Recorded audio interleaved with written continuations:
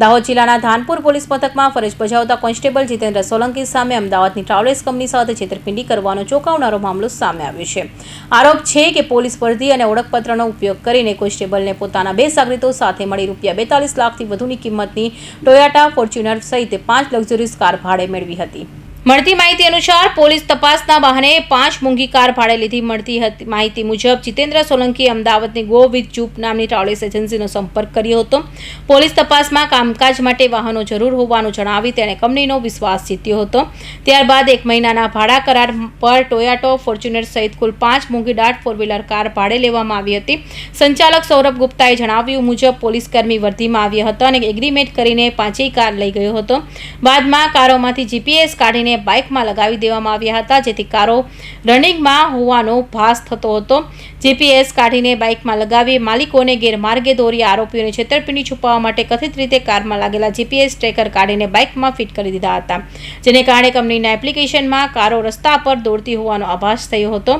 આ રીતે કાર માલિકોને લાંબા સમય સુધી શંકા ન જાય તેવી વ્યવસ્થા કરવામાં આવી હતી। 5 લક્ઝરીઝ કાર અન્ય રાજ્યોમાં વેચી નાખ્યાનો આક્ષેપ જીપીએસ સાથે ચેડા કર્યા બાદ આરોપીએ 5 લક્ઝરીઝ વાહનો અન્ય રાજ્યોમાં બારોબાર વેચી દીધા હોવાનો આક્ષેપ છે। हमारी कंपनी गो विथ जूप કરીને એપ્લિકેશન છે, એમાંથી ગાડીઓ અમે બુકિંગ કરીને ગાડીઓ આપીએ છીએ। ઓલ ઇન્ડિયા અમારા પરમિટ ગાડીઓ આપીએ છીએ। એ ગાડીમાં અમારે 9 તારીખે 9/2ના રોજ એક બુકિંગ થયેલી હતી। એમાં જીતેન્દ્રસિંહ સોલંકીના નામથી એમના પર્સનલ મોબાઈલ નંબરથી અમારી બુકિંગ કરાવીને ગાડી અમારાથી મંગાવેલી।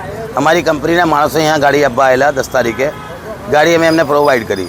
પછી એમને કીધું કે અમારે પોલીસ તપાસ માટે 5 ગાડીઓ બીજી જોઈએ છે, તો અમે અમદાવાદ ઓફિસથી બીજી 5 ગાડીઓ આવેલી છે। એ ગાડીઓમાં શું થયું કે એમને અમારાથી ગાડી લીધી, 1 મહિનાનો અમને ભાડો આપેલો, પણ અમને દર વખત પોલીસ સ્ટેશનની વિડીયો કોલ કરેલા છે, વર્દી પહેરેલા વિડીયો કોલ કરેલા છે, ને એમના ફોટો મારા પાસે પડ્યા છે વર્દી પહેરેલા।